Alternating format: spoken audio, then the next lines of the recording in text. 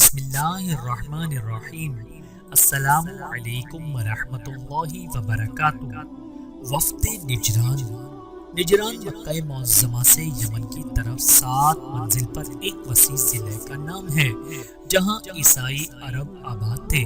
یہاں عیسائیوں کا ایک عظیم الشان کلیسا تھا جس کو وہ کعبہ کہتے تھے اور حرم کعبہ کا جواب سمجھتے تھے۔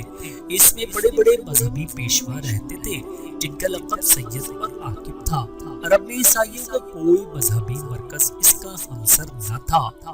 یہ کلیسا 300 کھالوں سے گنبد کی شکل میں بنایا گیا تھا۔ جو شخص اس کے حدود میں آ جاتا تھا وہ مامون ہو جاتا تھا۔ اس کلیسا کے اوقاف کی آمدنی 2 لاکھ سالانہ تھی۔ حضور نے ان کو دعوت اسلام کا خط لکھا تو اس کلیسا کے محافظ اور ائمہ مذہب 60 آدمیوں کے ساتھ مدینے میں آئے۔ حضور نے ان کو مسجد میں اتارا۔ تھوڑی دیر کے بعد نماز کا وقت آیا تو ان لوگوں نے نماز پڑھنی چاہی۔ صحابہ نے روکا لیکن حضور نے ارشاد فرمایا کہ پڑھنے دو۔ چنانچہ ان لوگوں نے مشرق کی طرف منہ کر کے نماز ادا کی۔ ابو حادثہ جو لارڈ بشیر تھا نہایت محترم اور فاضل شخص تھا۔ قیصر روم نے اس کو یہ منصب عطا کیا تھا کہ اس کے لیے گرجے اور معبد بنوائے تھے۔ ان لوگوں نے حضور سے مختلف مسائل پوچھے اور آپ نے وحی کی رو سے ان کا جواب دیا۔ ان کے زمانے قیام میں سورہ آل عمران کی ابتدا کی 80 آیتیں اتری۔ ان آیتوں میں ان کے سوالات کا جوابات تھے۔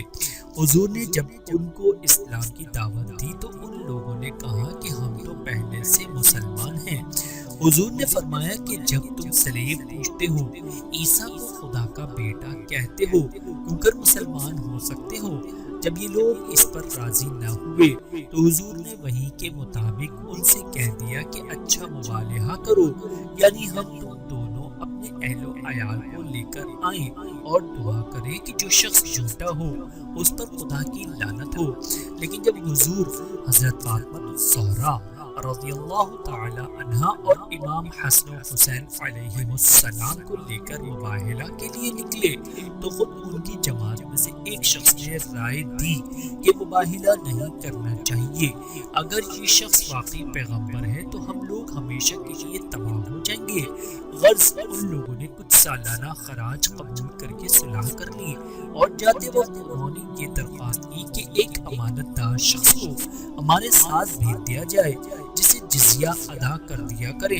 نبی کریم صلی اللہ علیہ وآلہ وسلم نے حضرت ابو عبیدہ بن جراح رضی اللہ تعالی عنہ کے فیضان صحبت سے علاقے میں اسلام پھیل گیا۔ سبحان اللہ۔